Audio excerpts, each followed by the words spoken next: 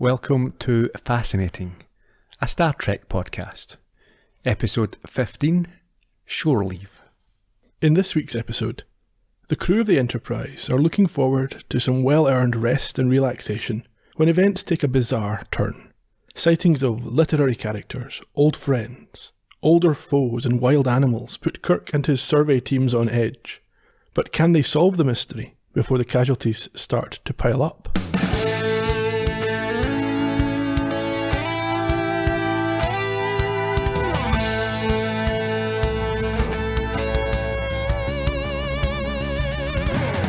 Something wrong? A kink in my back. That's it. A little higher. Push hard. Take it in there, Mr. Thank you, Yeoman. That's sufficient. Welcome back, Gerry. Second time. Yes, we're getting back into the old routines. Getting there. We're tested twice a week for COVID, so everything's fine. 100%.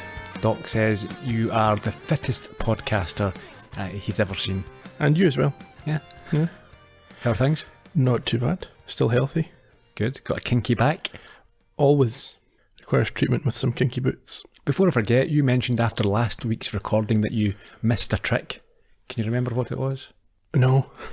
You brought up Miss Congeniality. I did, and I forgot to mention that William Shatner was obviously in both of the Miss Congeniality movies. How can you miss such a thing? Well, it's not that I missed it, or it just didn't...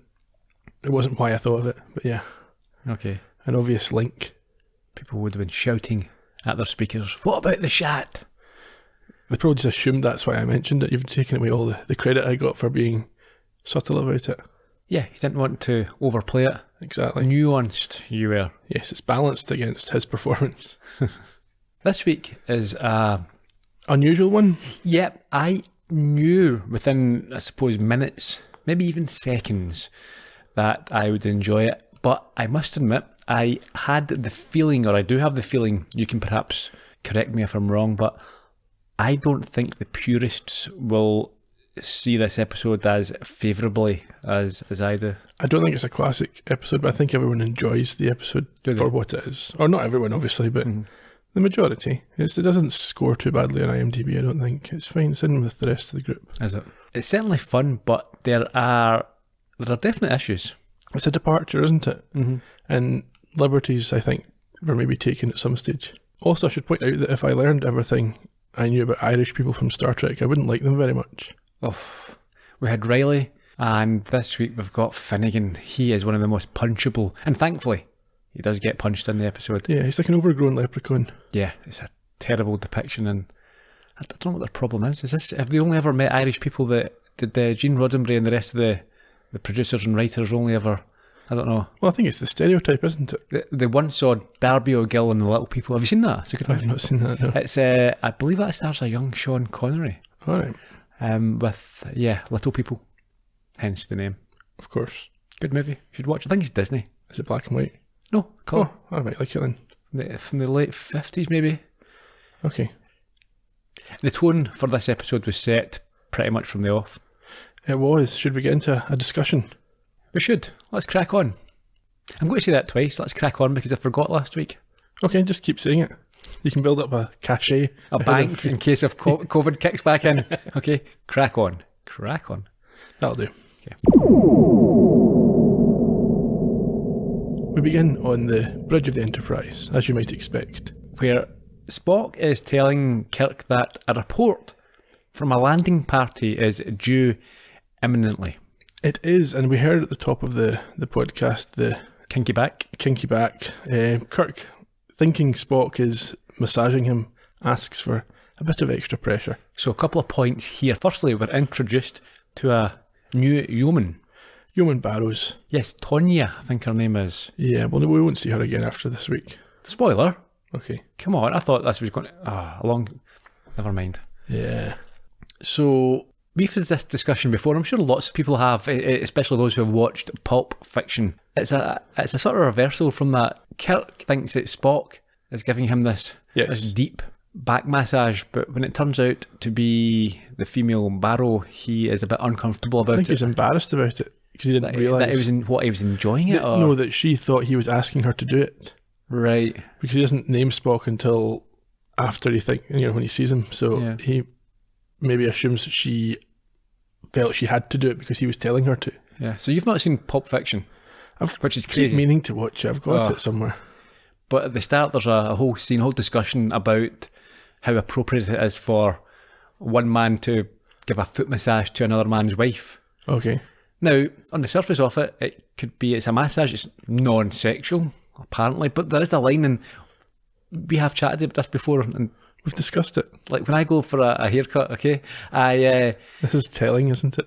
Well, what is? What you're about to say. I don't know if it's telling or not. I'm sure lots of people feel the same way. Okay. So they offer a head massage, and I'm thinking, yeah, I'll take a head massage, and you lie back and you go, oh yeah, that's nice. Now, if that was a guy who and it's normally one of the sort of like the younger girls from the juniors, but if that was a guy who'd said it to me, now it's only a head massage. There is nothing overtly sexual about it, but I must admit, and it's not homophobia before you accuse me of it, but I wouldn't feel as comfortable in saying, yeah, sure, and let a guy sort of massage my head and let myself relax and go, oh yeah, that's lovely.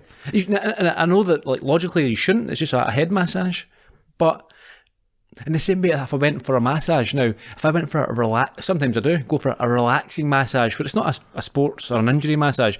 It's just for pleasure, and it's a woman doing it, no problem at all. Sit back, shut my eyes, get the oils on the old back, no problem.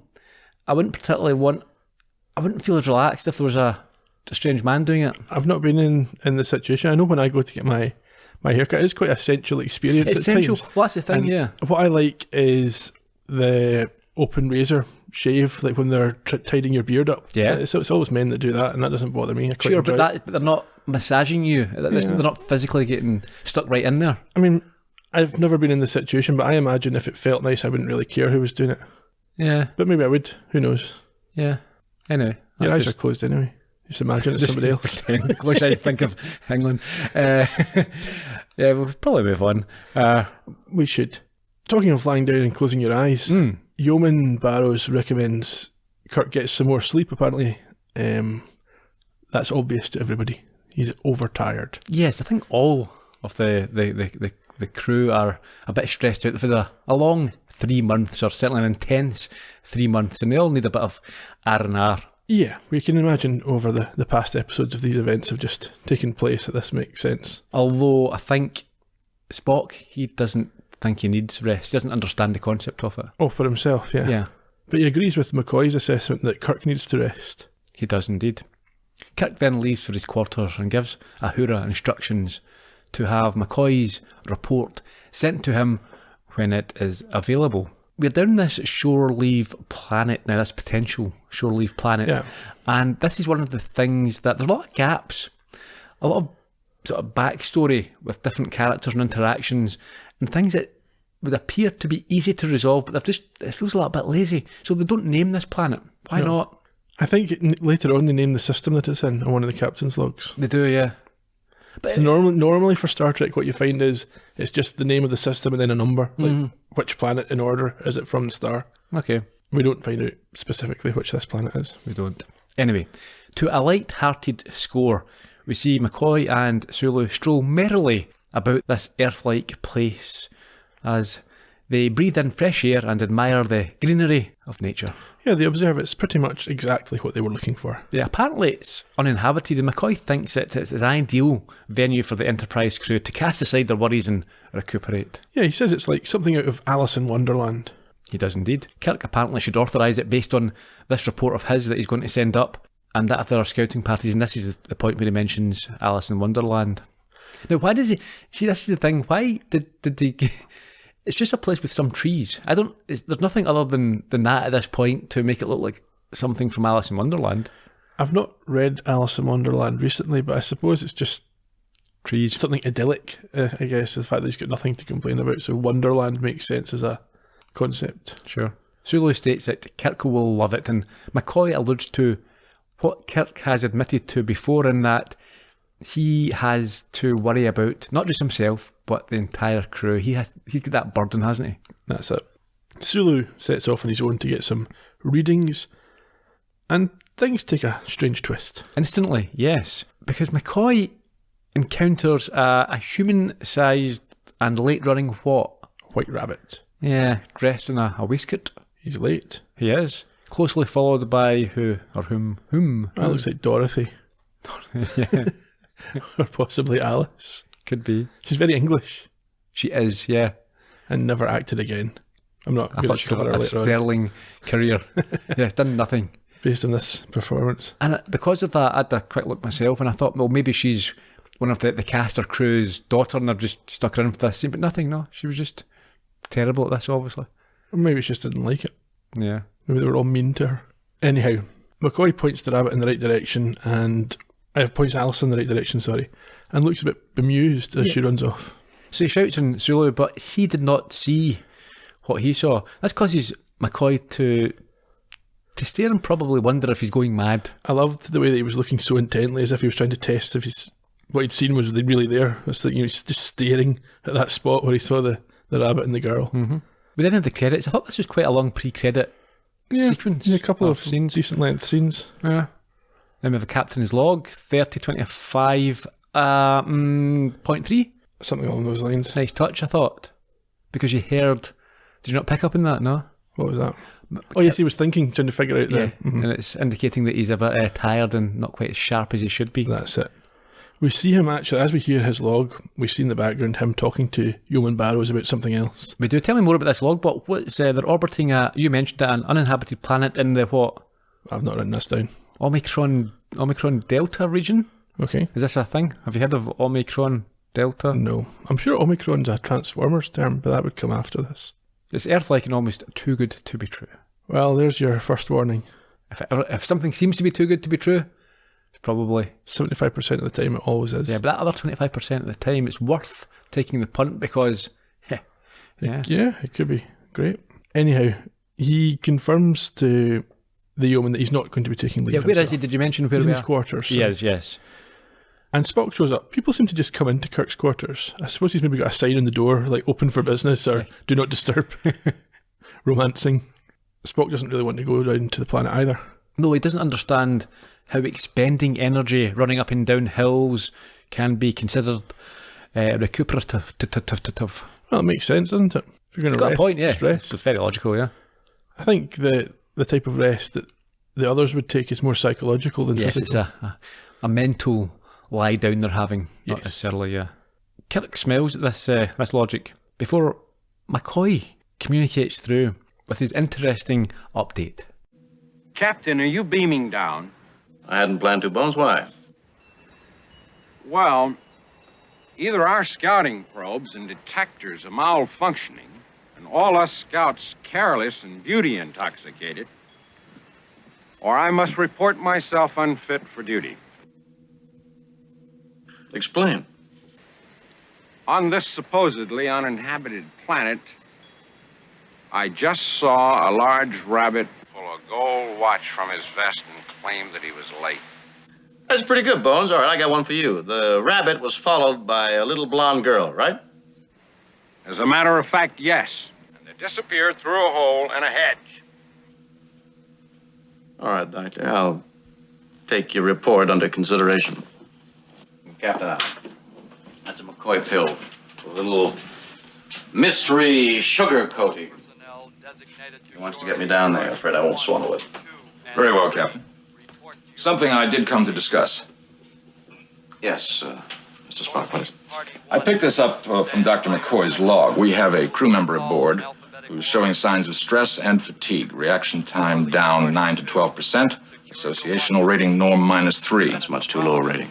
He's becoming irritable and quarrelsome, yet he refuses to take rest and rehabilitation. Now, he has that right, but we found... Crewman's right ends where the safety of the ship begins. Now, that man will go ashore on my orders. What's his name? James Kirk. Enjoy yourself, Captain. Quite playful there from Spock. Very. I liked it. Yeah. It was interesting that they left the reports coming through on the speaker in the background. I couldn't really make out what they were saying, but I assume that was just the other scouting parties saying, everything's fine here. I assume so. Back down on this planet, there's a short Spock voiceover, I think, as he extols the virtues and peaceful nature of the place, but as it finishes, we see a rock open up to reveal Gun. an old gun, an old-fashioned gun from our times. Where's Father's Time? Spooky. Yeah. And we join who? I think it's, I can't remember her name. Angela. Angela, because I've written Anthea, and it's not that. Nope. So Angela, whose fiance's just died. Yeah, she has a new boyfriend. Yes, Didn't take her long, did it, to forget about Tomlinson, Dead Meat Tomlinson. True. They bicker playfully as they complete their work. Yeah, I think his name's Rodriguez. Yes. You think he's doomed too? Well, they're not going to get married, but I can't see it being a long I mean, she's like a sort of black widow or just a jinx, isn't she? Something along those lines. Yeah. She wants him to stop working, but he needs to get a report ready for Kirk, who just happens to beam down at that point along with Barrow. Now, when I first saw them coming down, I assumed they were fakes. Why? Because he just mentioned Kirk. Yeah.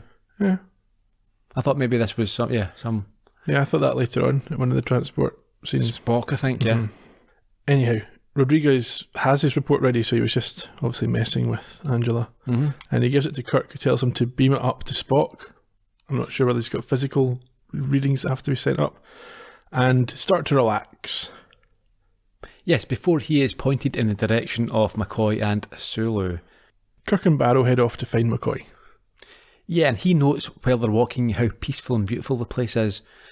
And Barrow readily agrees. I think she's very enthusiastic before reining herself in by saying, affirmative, Captain. So there seems to be some sort of attraction between the pair here. They're relaxed anyway. Because you can see her correcting herself, so she knows that maybe, or she feels that she's overstepped the... yeah, she's almost lost sight of the fact she's working. Mm-hmm.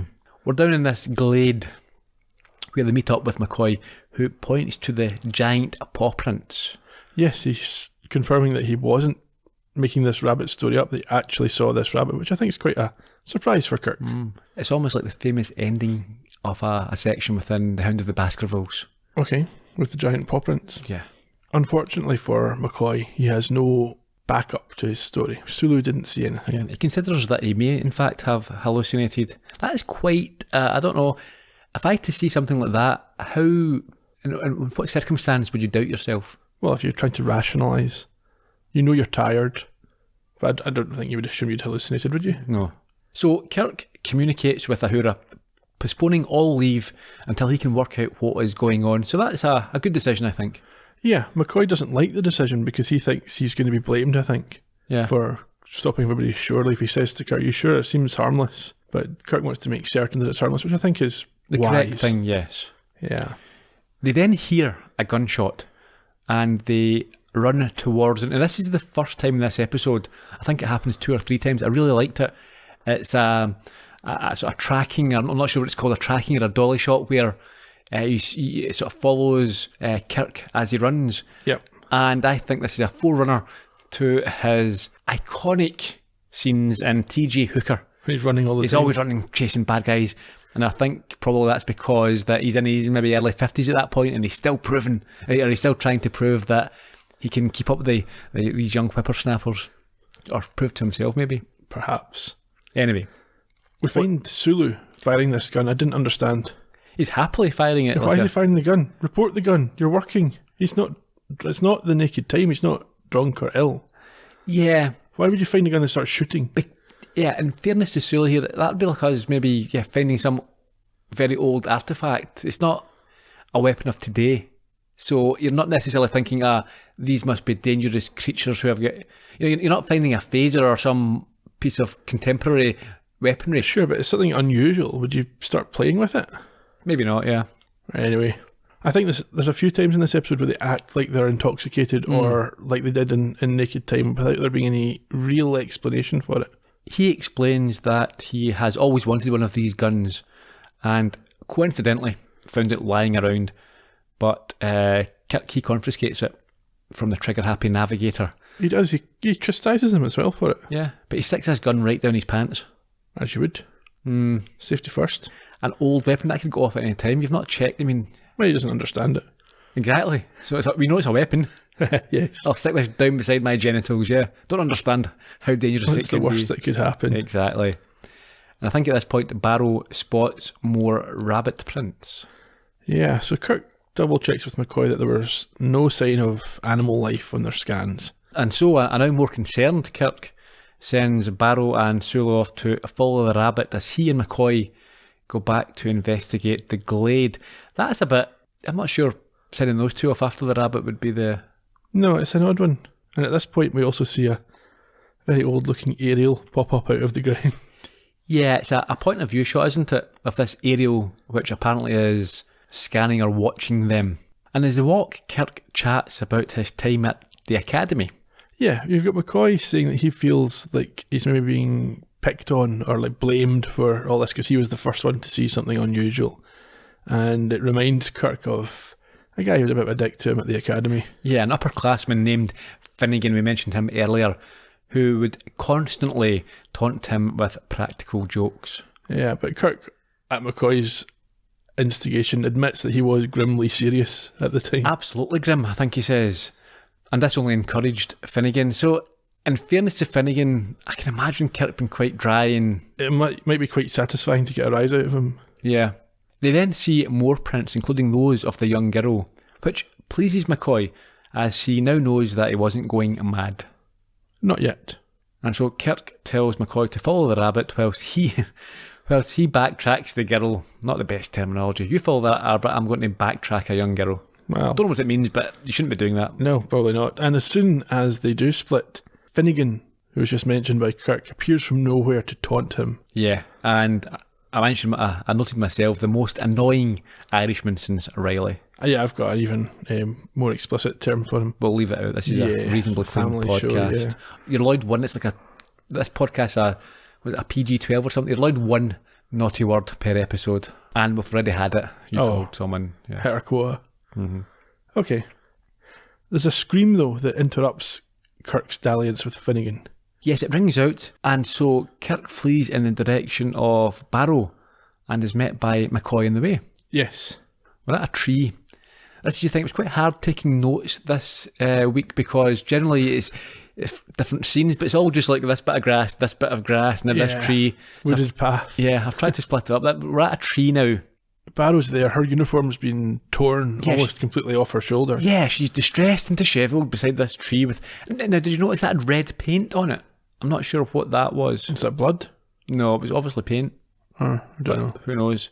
And she explains that she was assaulted by a cloaked man with a bejeweled dagger. I don't know if that's a euphemism. Well, probably. But in any event, he's described as being like Don Juan, and Sulu's gone off to chase him. Yeah, but Kirk then asks a ridiculous question. I think it's not quite as severe as how women are treated in real life and have been in the past when they've been assaulted, but rather than believing her... Now, bearing in mind that we know about McCoy's rabbit and we've seen the paw print, so we know something's going on. We've seen the gun. But he asks if she's imagining it. What do you mean? She's got a ripped dress. Did she just rip it for attention? Yeah, so this is what women are like. Yeah, I wasn't comfortable with that sort of question. Yeah, I agree, yeah. Were you asking for it? You were that shirt, that skirt is quite short. Yeah, that's exactly the sort of tone, isn't it? Yeah. It's not just that, but he's seen his mate Finnegan as well. Yeah, he's right, exactly. So everyone's seeing things and you ask if she imagined it, unacceptable. It's almost like he wants that to be the case. He wants this all to just be, everyone's imagining stuff, let's just draw a line under it, but that's not the case. And when he hears that Sulu's gone after Don Juan, Kirk also sets off in pursuit. Yes. I get the feeling that Sulu would be quite happy to chase after a Don Juan. Anyway, McCoy is instructed to stay with Barrow as Kirk runs off for some answers. Yeah. As he goes, he sees this orange flower which seems to catch his attention. Yeah, well, just before we get there, he is again tracked by this aerial. Oh, this aerial thing is popping up. Then he sees this flower.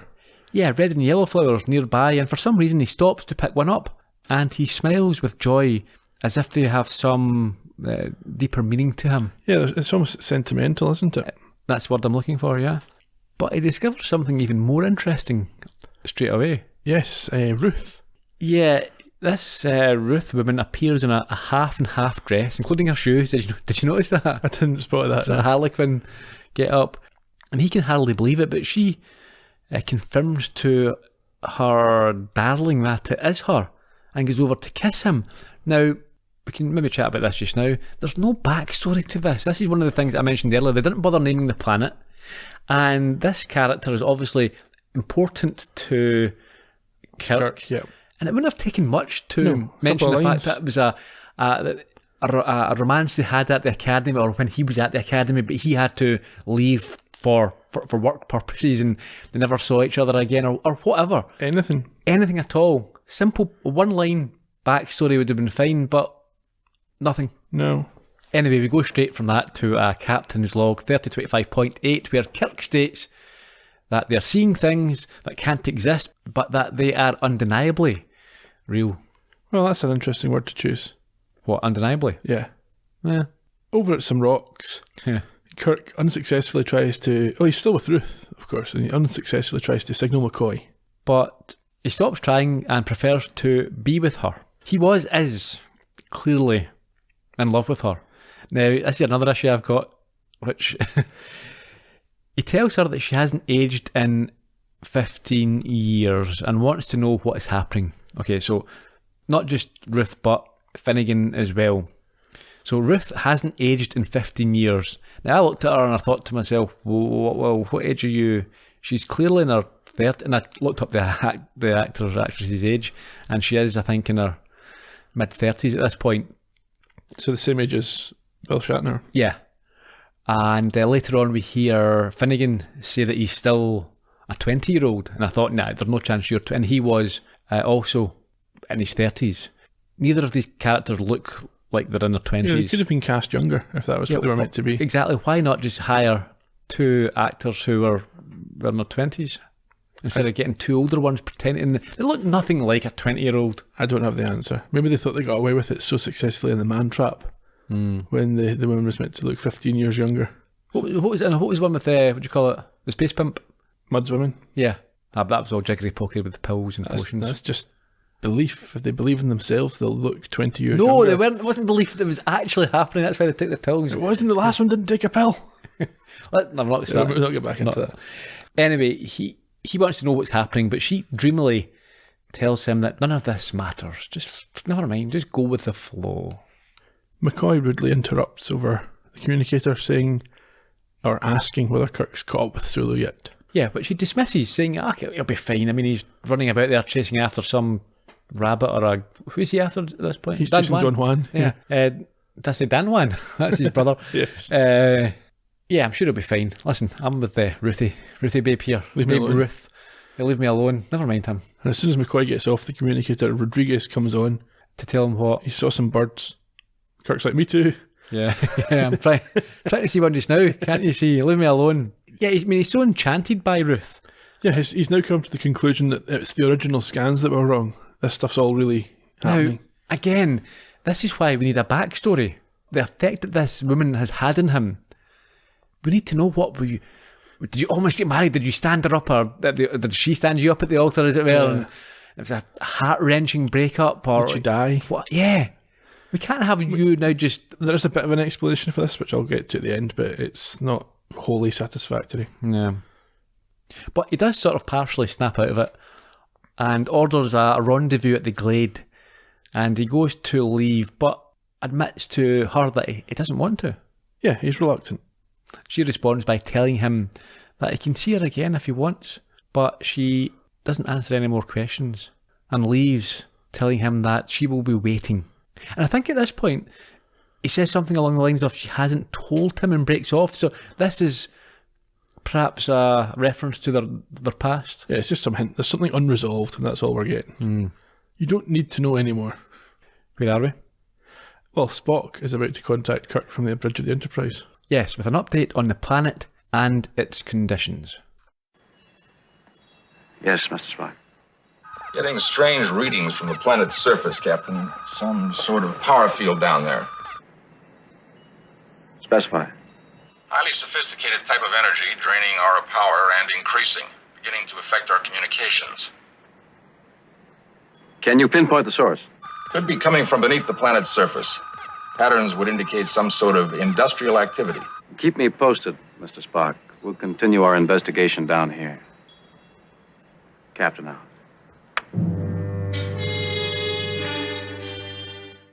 So he talks about this force field. Well, power source, he says. Yeah, sure. It's draining the Enterprise's power. Back down in the the woods, the forest. Yeah, McCoy and Barrow are now arm in arm. They are, and we see them being tracked by the Ariel also. It's once again like they're drunk.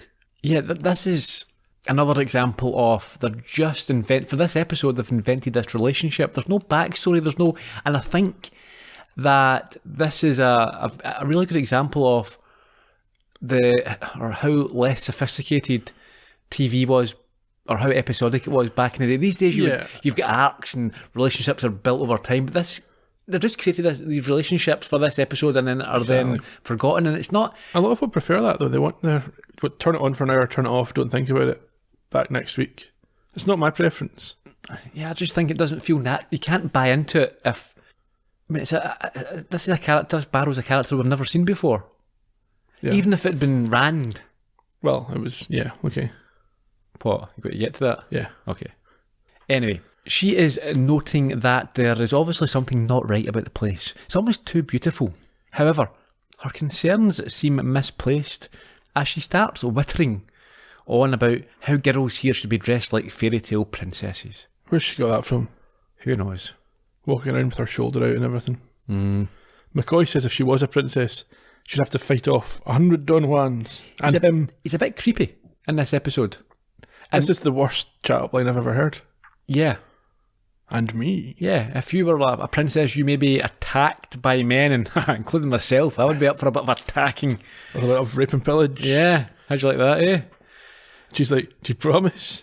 Yeah. Like, as they clasp hands. And he can't believe his luck that the line worked, I don't think. No, I think he's mystified. But before he can go further, she spots this princess get-up hanging from the trees, and he keeps up his seduction by passively, aggressively pressuring her into putting it on. Yeah, and then saying he's going to watch her do it. Yeah, I think she says that she's afraid. And he acts like an abusive spouse. Put it on. Go on. And it's like she doesn't want to, but she's scared to say no. Go on, I got you this. Wear it for me. Yeah. It'd be nice. It's far too nice an outfit for what they're doing, but he's going to force her to wear it and look stupid. Yeah. And then she says, don't look. And he's like, I'll look if I want to. I'm a doctor, basically. Yeah, it's creepy as well. It's if I peek, it's in the line of duty. So are you saying that sometimes you do peek when you're working? Pervert. Yeah, he's a pervert. Keep an eye on this one. Exactly.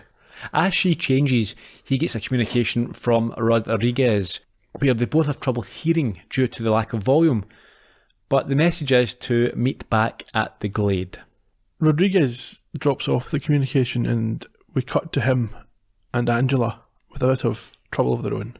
Yeah, they've got fairly major problems, certainly bigger than poor communications, as we see them huddled together as a tiger prowls nearby.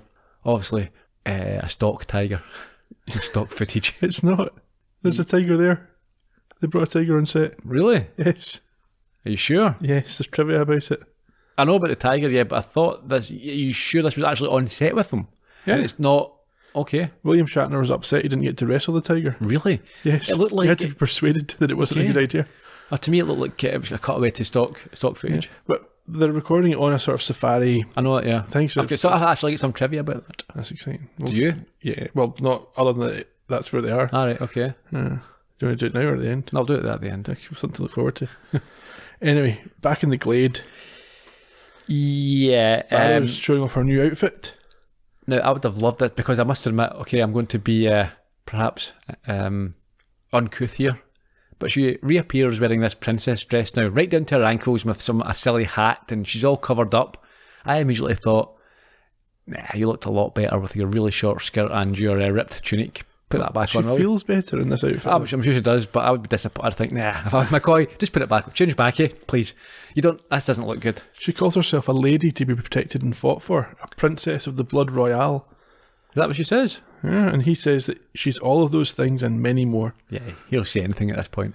Yeah, he's just, it's the words come out before the brain engages. Back up in the bridge, Kirk is speaking with Spock and wants answers from his science officer. Yeah, Spock, who's already noted this power source, now starts asking whether this could just all be hallucinations. Yeah, what? It's like he can't get any other answer, so he comes back to this. It's not logical. Why would they all... How can they... If one person is tired, for example, stressed, But 3 or 4 different people, you would have to say, have you been poisoned? Some sort of drug here. Yeah. They can't all be hallucinating. What are you talking about? Kirk's able to exclude the suggestion anyway because Finnegan had punched him. Yeah. Spock, though, is sure there must be some kind of logical explanation, and he offers to send down an armed party to help him out. Sorry, but we missed a little bit there. He says that he was flattened by one of his hallucinations, and the other, and then he stops. Yes. Obviously embraced. Of course. Sorry, where were you? Spock's sending in an armed party, but Kirk tells him not to. He also asks him if he can turn up his gain. I know how he feels. Working on podcast editing. Yeah. Whispering Iain. Whispering. Yeah. For many, many months. Speak louder. Kirk advises that the survey... Right, stop this. We're not doing that. We're not doing this. Anyhow, yes, there's not to be any armed teams sent down because they've got their phasers and there's no real danger being seen. He ends communications as he sees a flock of birds overhead. We're now at like a cave-type area. This is my favourite moment in the whole episode. Is it? Sulu walks by and then a bit of the ground just pops up and a samurai comes flying out. Why? I don't know. Sulu obviously was thinking of samurais, as you do. Yeah, at this point I was thinking it would be complete carnage these days if people were there and their desires or what they were thinking about came to life. Can you imagine it? Oh, I'd be embarrassed. Would you? It'd be illegal, half of it. Lockdown would be over. Yes. I mean, it's quite endearing. These naive, like, I want to be a samurai. And I hope there's no samurais chasing me. a knight. Can you imagine what people think about these days? Their desires and their wants? Oh, it'd be a messy old business. Well, yeah. Yeah. Equality before the law. Let's just move on from that. Sulu tries to shoot the samurai with his phaser, but that doesn't work out very well. No, thankfully. It's not working at all, in fact, his phaser. No power. Well, either no power or something's stopping it. We're over at some rocks. I think it's the same rocks we've seen before. Probably. Kirk's still trying to get hold of McCoy on his communicator, but he's interrupted. As Sulu runs over screaming, looking for help after being chased by the warrior. Yes, but there's nothing following him at all. No, but Kirk does believe him due to his own experience. See, he believes Sulu. Didn't ask him if he was hallucinating. Believes the man, yeah. Yeah. They then realise that in addition to communications being nearly out, their phasers can't be used. Correct. And then they see someone trying with some difficulty to beam down from the Enterprise. Is this the point we talked about earlier? Yes. I thought this would be a fake. I was certain this was going to be a fake Spock. Yeah. He does materialise, and Kirk reminds him of his order for no one to leave the ship. Yeah, and Spock very unconvincingly says it was necessary, even though he has no new news. Yeah, well, I think he says that it was necessary because communications are down and the transporter is useless. So, sorry, the transport, how do you get down He said there? they had one more transport. Right, okay. So why use it to beam down? Who knows? Anyway, Sulu notes that means they're stranded. Yeah. At the Glade. Yes, McCoy gets into some nauseating dialogue with Barrow. Yeah, they've arrived at the meeting point and wonder where everyone else is. He then senses something and he pushes her up against a tree. And says that she shouldn't be afraid, not with a brave knight to protect her. What? What's he doing? He's at it here. It's crazy I'd stuff. like to see him get shown up here, actually. Well, he's about to get run through with a lance. Nice timing. Yeah. Back at the rocks, Spock, Kirk and Sulu hear and then try to find the tiger. They do, and they think, this is Scooby-Doo stuff, they think it's a good idea to spread out and find it. Yeah, because if one of them gets it, that'll be fine. This must be where Kirk wants to wrestle it. Yeah. And back to the Glade. After mentioning this at night, he and Barrow now have to face one on horseback. A black knight. With a lance. Yes. McCoy, though, is not too concerned because he thinks hallucinations cannot hurt him. This is brilliant.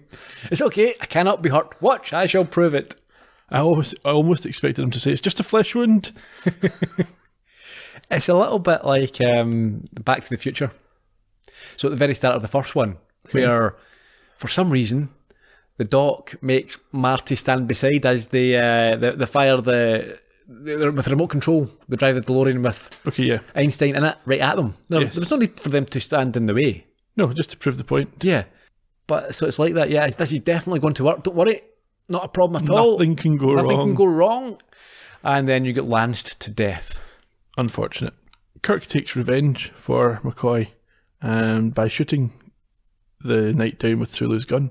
Yes. So he's avenged. That's fine. That's the end of that, yeah. Captain's log. Supplemental. It's a recap. Yeah, they've lost contact with the Enterprise. McCoy's dead and the threat is real. For some reason, back at the Glade, Barrow is crying that it's her fault. Yeah, because he was defending her. She must have thought of the knight. Yeah, I suppose. But Kirk grabs her and reminds her that in these dangerous circumstances, he needs everyone alert, focused. Yeah, he's trying to get her to snap to it. Yeah, I was expecting a slap to the face at this point. Put yourself together. Sulu notes, though, that the knight is not flesh and blood. No, it's in fact a dummy and a very creepy looking one. Very creepy. Now even more confused, he calls over Spock, who has his tricorder. This is not human skin tissue, Captain. More closely resembles the cellular casting we use for wound repairs. Much finer, of course. I want an exact judgment, Mr. Spock. This is definitely a mechanical contrivance. It has the same basic cell structure as the plants here. Even the trees, the grass. Are you saying that this is a plant, Mr. Spock? I'm saying that these are all multicellular castings. The plants, the animals, the people. They're all being manufactured. By who? And why? And why these particular things? All we know for certain is that they act exactly like the real thing.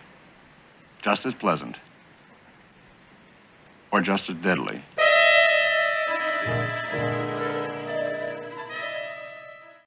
Okay, so just to be clear here, Ruth is another sex android. Basically. We can chat about it later on, but yes, this is... For the collection. Down on the wooded path, Angela and Rodriguez take cover from an airstrike. Yeah, an old school World War II. I think the type of plane changes as they cut between scenes. That's it. Now this is definitely stock footage. And Angela's killed. Is she? Well, it looked like it. She doesn't see. You don't see her again. Do you not? No. They don't mention her. Nope. They don't care. She's not McCoy. She doesn't even come back when McCoy's resurrected. Yeah, that's the point. I wasn't sure if she was just knocked unconscious, because I think she ran into a tree. Did she? Yeah, it looked like It could be that. Maybe she's not been shot. There was no blood, but they're not allowed to show blood. They're not, but again, if you're shot from a plane from that distance, it would make some mess of you. Oh, I think, yes, maybe she's just unconscious and that's why. But then where does she go at the end? She's with Tomlinson. In their own special place. Yeah. Back in the Glade, Sulu noticed there's been a bit of Burke and hair going on. Yes. Bodies have been moved. The Knight's as well as McCoy's. Yeah. Spock asks whether Kirk was thinking of the people he met before he saw them, which causes Finnegan to show up again. Yeah, and lead them in a chase. Finnegan is terrible. It's just unwatchable, almost. It's not actually, it's quite good. So we're on the rocks after chasing the giggling arse. Sorry, is that two? Can we use two? Yeah, I mean, we'll use American, a giggling ass. Okay. Who is taunting him. They come face to face among some boulders and he demands answers, Kirk that is. But instead, he gets a fist fight that he initially loses and ends up on his back. Is this after the fake injury? Not sure. Okay. At some point during the fight, Finnegan pretends he's been paralysed, and then when Kirk leans over, he flips him and flattens him, knocks him out. Yeah, no, I think that's after, because Finnegan, he humiliates him again. He calls him a stupid underclassman and reminds him that this is the point where he says he's still only 20 years old. He's not aged well for 20. But this re-energises the old man, who fights back, only to be beaten again with this tomfoolery from Finnegan. Exactly. And we get a sort of a fade out and return, so some time has passed. Yeah, he wakes, and for some reason Finnegan... So, I mean, is this only a matter of minutes? Because Finnegan is still there, out of breath. Well, where's Finnegan going to go? He's Kirk's personal creation. But he's out of breath. As if he's just been fighting. Well, maybe Kirk imagines him to be out of breath. Yeah. Anyway, it reminds him that he could never beat him. But he does agree to a request for answers, although he insists that Kirk has to earn them. Kirk does so by knocking him out. But yeah, because Finnegan throws dirt in his face, or dust. Yes. It's messy. That dry heat up horrible. In your eyes, in your hair, down the back of his tunic. I'll annoy him for minutes, maybe hours. So, yeah, he eventually does prevail. And he gains some respect, I think, from Finnegan, which seems to please Kirk. Yeah, and then out of nowhere, Spock appears. Says, "Do you enjoy that? Do you enjoy it?" Yes. This is but before that, is that the bit where he asks again for answers and Finnegan tells him that he actually reneges in that promise and says that doesn't give him any answers. he doesn't answer plebes, they call it. I think we'd call it plebs. Yeah, Kirk's like, I'm not a plebe. Plebe. Or plebe. Mm-hmm. Spock's got this theory, which this confirms, that they're being mind-read and things are being manufactured specifically for them. It's taken him 45 minutes to work this out of the episode. And this is confirmed in part by Finnegan, who says that he is doing exactly what Jimmy Boy expected him to be doing. Exactly. Spock says they must control their thoughts, and Kirk observes how difficult that might be. Yes. These days, I would not like to be in this position. And Kirk's sitting there going, don't think of Spock naked. Don't think... Stop thinking of sex dolls. They keep appearing. Every episode. Yeah. They head back to the glade, dodging the now tethered tiger and knocking the samurai out the way. And yeah, he brushed aside very easily for the samurai. It's rubbish. Yeah. And I think the aircraft fly past as well. Barrows has just finished changing back into her tunic, and she's grabbed from behind by who? I think it's Don Juan again. It is, who attempts to abduct her. Yeah, but Kirk gets the group organised and Don Juan is spooked and runs away. Yeah, Kirk tells him not to bother chasing him. No. He knows now what's going on. Exactly. And he warns them not to think or to talk or to breathe and instead concentrate on being at attention. He says to them, whatever you do, don't think of Spock naked. And at this, they are joined by a stranger in a robe with a glint in his eye.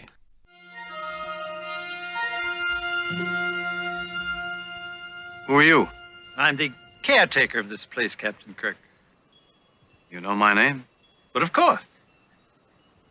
Lieutenant Rodriguez, Lieutenant Sulu, Yeoman Barrow, and Mr. Spock. We have only just discovered that you do not understand all this. These experiences were intended to amuse you. Amuse? That's your word for what we've been through? But none of this is permanent. Here you have to only imagine your fondest wishes, either old ones which you wish to relive or new ones, anything at all. Battle, fear, love, triumph. Anything that pleases you can be made to happen. The term is amusement park. Of course. An old Earth name for a place where people could go to see and do all sorts of fascinating things. This entire planet was constructed for our race of people to come and play. Play? As advanced as you obviously are, can you still play? Yes, play, Mr. Sulu. The more complex the mind, the greater the need for the simplicity of play. Exactly, Captain. How very perceptive of you. That still doesn't explain the death of my ship's surgeon. Possibly because no one has died, Jim. Except for Angela. Yeah, she doesn't count, as you said. It's a woman. It's fine. Should say as well, the caretaker was a little bit touchy-feely with Barrow.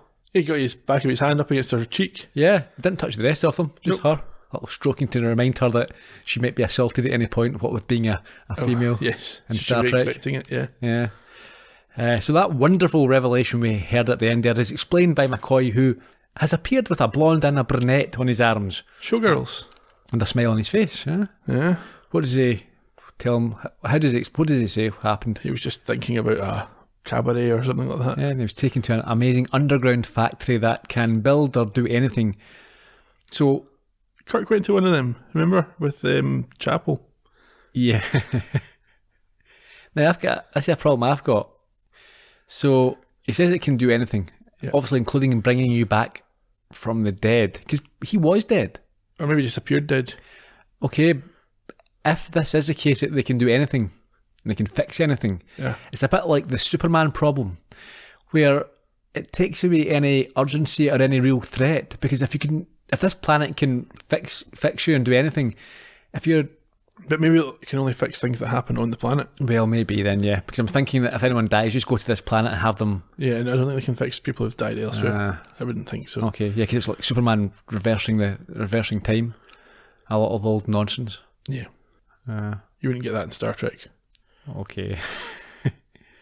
And then with a 60s seductive score on the go, a prickly Barrow asks him to explain the arm candy. None of her business. No, he stutters and stammers, however, and mentions the chorus line that you said. Yeah, none of your business. Who are you, Barrow? We just had You just showed up this week. Yeah, that's what I like. Demanding You think answers there's from some sort of- McCoy. Yeah. You got me killed. Exactly. Anyhow, he passes the women on to Sulu and Spock, Yes. and the caretaker says that he has decided they're not advanced enough to know the secrets, but please feel free to come for a holiday. We've heard this before, haven't we? Where you're not advanced, you can't comprehend it. Something so amazing or so otherworldly or so advanced that the human species isn't able to Yeah, take it it seems all a bit in. of a get out. Yeah. But you know what? It doesn't matter. MacGuffin. Look over here.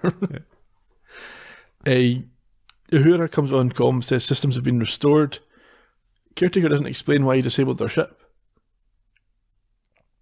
I think there's maybe something a bit more to this that we're not going to get the full story on. Okay, yeah. If it's just to entertain folk, why is he forcing them, first of all, stopping their ship from doing anything, including transporting more people down? Ah, yeah. No, he's at it. He's been caught and he's come up with this explanation. story, Yeah. yeah. Don't trust him. The caretaker. Exactly. The Janny. He's a liar. That's who he is, not a caretaker. He's a liar. Spock offers to head up to the ship, but Kirk says he'll do it until he spots Ruth once more and changes his mind to Immediately, abruptly. he wants to spend a couple of days with a sex robot. I mean, what is he doing with her for 2 days? Conversation. And She he doesn't have any knowledge. But It hasn't come out of his head. Oh, he's not caring, yeah. That's what it is. She's not even real, yeah. So it's not like he's sharing an experience with her. No. Maybe he's supposed to watch the sunset. No, he's having sex with her. Okay. A couple of days later, up on the bridge, Spock confirms with McCoy and Kirk that they've had a good break, and they Oh, yeah. kind of chuckle and wink, and Yeah. Barrow comes in walking a bit funny, and Spock calls them illogical as Kirk orders Warp 1 towards their next adventure. And there we have it. Yeah. Very, very fun episode. It was enjoyable. Little bit sexist. A little bit sexist, a little bit underwritten, a little bit lazy in places. Yeah, there are reasons for some of these writing issues that we'll come to very shortly. Okay. My biggest problem was that they didn't solve the problem. Remind me. They didn't figure it out. Oh, The caretaker showed up and told them what was going on. Yeah. All they figured out was, oh yeah, when we think of things, they appear. They didn't figure out how that happened, how to stop it happening. You know, Yeah. It was just handed back to them at the end of the episode. It's like, oh yeah, here's the story. Yeah. I mean, it was a lightweight episode. Yeah. But I think you need that. I think if you're going through episodes, just like them, a stressful 3 months, lots of challenges, lots of the threat of death and sometimes you just destruction. want one that's just fun. They're all having fun. Actors can have fun. We can have fun with them. Nothing too serious. You don't need to worry about it too much. And The actors didn't have fun. did they not? Not in this episode. Tell me about it. I'll get to it. Okay. Do you think there's a moral to the story? I was thinking maybe be careful what you wish for. Yes. Yeah. And Watch out for sex robots. watch out for sex robots. Yeah. I didn't get the line about the caretaker just realising they don't know what's going on. They've spent the whole time walking around saying what's going on. They can read their minds. Can they read their minds or just feel their desires? It's maybe different. Very specifically feeling their desires, so he knows exactly what people to bring. And Yeah. No, he was at it. yeah, he's a liar. He was doing something surreptitious. He probably harvested power from the Enterprise or something. Yeah, because here's the thing. Why would you have this Ariel going about? If that planet was designed for the purposes that he said, you would go into a booth somewhere, wouldn't you? You would come down. Explain. Explained, yeah. You would go to a certain point, into a booth, you would have your mind, your desire read, or you would just say, this is what I want, and it would give you... There'd be no reason for this Ariel to pop up and follow you around and just surreptitiously extract information from your mind. Yeah. At it.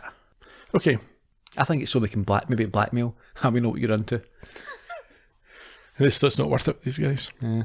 Should we get on with the next part? Yeah, let's wrap things up.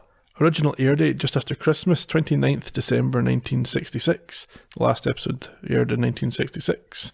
And it's also the middle episode of season 1. So we're more than halfway through the first season. Okay. It was directed by Robert Spar. He also directed episodes of shows like Bonanza, Batman and Lassie. But he died in a plane crash in 1969 at the age of 53 when he was scouting locations with long-term Star Trek director of photography Jerry Finnerman, who survived the accident. Lucky for him. Yeah, not so lucky for Spar. There were some issues with the writing of the episode. It was written originally by Theodore Sturgeon, and then it was rewritten by Gene Kuhn. but he had got the wrong end of the stick for what Gene Roddenberry wanted, and Roddenberry then was rewriting it on the fly as they were filming it, which meant the director didn't have a lot of time to set stuff up, which led to an unsatisfactory experience for the actors, and the director was accordingly never invited back. Shatner had him sacked. I will never... Either he goes or I go. Get him sacked. Well, it probably wasn't Nimoy, given that he was only in 2 scenes. So. Yeah. Yeah. Oh no, Bill Shatner. Make sure he's sacked. Make sure he doesn't have any pension left after this or any other benefits. Get him off here. Harsh, but probably fair in the circumstances. Yeah. Sturgeon contributed one further episode and had a third turned down later in the run on account of the requirement for expensive special effects, although that was novelised as The Joy Machine, which is a similar theme to this. Yeah. Sex robots, probably. By James Gunn, published in 1996. He also wrote for shows like The Twilight Zone, but he's maybe best remembered for his novels, including More Than Human and Baby is 3. He was posthumously inducted into the Science Fiction and Fantasy Hall of Fame in the year 2000, having died in 1985 at 67. He gave his name to Sturgeon's Law, which states that... Do you know it? Yes. Okay, Neil. No, I don't. 90% of science fiction is crud, but 90% of everything is crud. Okay. He also developed a credo, which he then came up with a symbol for and wore on his own jewellery. It's a Q with an arrow, not for QAnon, thankfully, but intended to promote critical thinking by challenging assumptions. And in its simplest form, it's simply stated, ask the next question. Yeah, I like that. Probably need that in the media, some sections these days. Barbara Baldavin, we heard from last week, reprised her role as Angela. I think originally it was a different character, but then when she showed up, they said, we know her. She's already played somebody. Angela Martin. So I think Kirk calls her something different at the start of the episode. I do. Yeah, we just skipped over that. All right. But yeah, she's playing Angela again. Okay. She was our Columbo connection last week, and we don't really have one this week, so check out Balance of Terror for more about her. Shirley Bonny, or Bon, was Ruth. She was previously the lead in My Sister Eileen. She played Eileen and went on to appear in shows like Bonanza and I Dream of Jeannie. And she's recently turned 86. Happy birthday. Not that recent. Billy Blackburn played the White Rabbit. He's more commonly seen in over 60 Star Trek episodes as Lieutenant Hadley, who kicks around in the background and never says anything. He was also D. Kelly's regular stand-in. He once appeared in The Man from U.N.C.L.E., and he was nominated for a Primetime Emmy for his work in the costume department for 1980's The Diary of Anne Frank. I don't have a date of birth for him, but I suspect he's in his 80s. Or dead. I don't think he's dead. How'd you know? Well, nobody said he's dead. He was interviewed on StarTrek.com 5-6 years ago. And he gave 5-6 years ago is a long time when you're in your 80s. Well, I'm not saying that means he's not dead. I'm saying that it's quite a good resource if you want to hear some more from him. Okay. Let's hope he's still around, alive and kicking, doing well. Yeah. Bruce Mars, probably the father of Bruno. Yeah. Played the irritating Finnegan. Oh. And I think he's as irritating in real life as... It's possible. Okay. This was the second of his 3 appearances in the show, but the first for which he got a credit. He also appeared in shows like Bonanza and Mission Impossible, and he's now better known as Brother Paramananda, a senior monk in the Self-Realization Fellowship in California. As you know. He's 84 years old. Yeah. If you watch this performance, you have a bit of self-realization to go on. It's like, I'm an arse. Yeah. That'd be self-realization. Yeah, at it. Perry Lopez. Yes, I recognise that face. Played Rodriguez. This was his only Star Trek appearance, but he also appeared in films like Chinatown. Amazing movie. I watched it recently. Yeah. Very good. Yeah. The Two Jakes. Which is a sequel. And he died in 2008 at the age of 78. Emily Banks. Yeoman Barrow. This was her only Star Trek appearance, but she also appeared in shows like Knight Rider and Airwolf. I'd like to have seen her in this again. I think she was good. Yeah, a bit feisty. Yeah. She's now 87 years old. Like I said, I don't have a Columbo connection, though. Obviously, we've got Shatner and Nimoy every week. That's all you need. Yeah. But, interesting alternative. So, Fabian Torgman, he was the editor. Fabi T. This was the 4th of his 22 episodes of Star Trek in that role. He also edited for shows like Starsky and Hutch and Barnaby Jones. Before in 1987, he worked on a single episode of Sledgehammer. Clockwork Hammer. Yeah, Clockwork.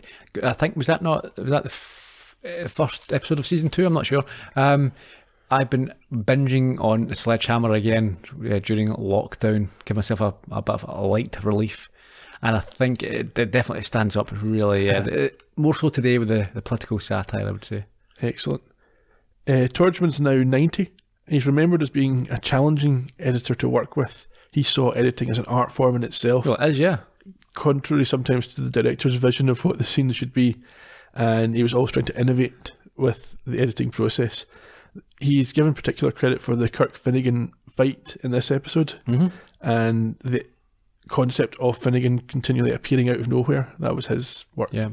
I recently read a book, now I think it's Paul Hirsch, who has worked on some of the biggest movies of all time, probably most famous for Star Wars.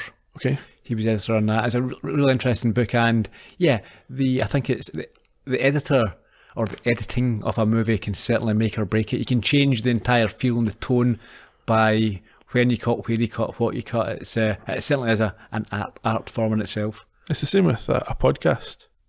Yep. You'll probably edit that out to make me sound like I said that it was the same with a podcast. This was the first episode to feature music by Gerald Fried. I found some of it quite theatrical. Some of it gets used again in future episodes, including Finnegan's Jig, which doesn't bode well. No, it doesn't. We'll see what happens. I've talked already about the rewrites. The outdoor scenes were shot at Vasquez Rocks National Area Park and at Africa, USA, which are near LA. I think you've got something to say about those. What I've got is it was filmed in Ralph Helfer's ranch. Now, Ralph Helfer must have... he's got a credit as the guy who did the animal work. Yes, it was his ranch. That, what do you call it? Africa, USA? Africa, USA. Yes, I think that was part of this, his ranch. He was an animal behaviourist, author, park founder, documentarian, and apparently the creator of something called affection training, which removed whips and chairs and violence. Although critics accused his method of requiring declawing, defanging, and a bit of doping up. So, not sure. He might not have hit them with a chair, but he might have removed their old teethles. Not ideal. No. He does have a lot of credits. He worked on a lot of things. He trained Gentle Ben. Yep. And also Zamba, the MGM line. That's a good one to know. Yeah. On the theme of animals, an elephant was hired and brought to the set for this episode. Okay, but don't never remember used. it. Yeah.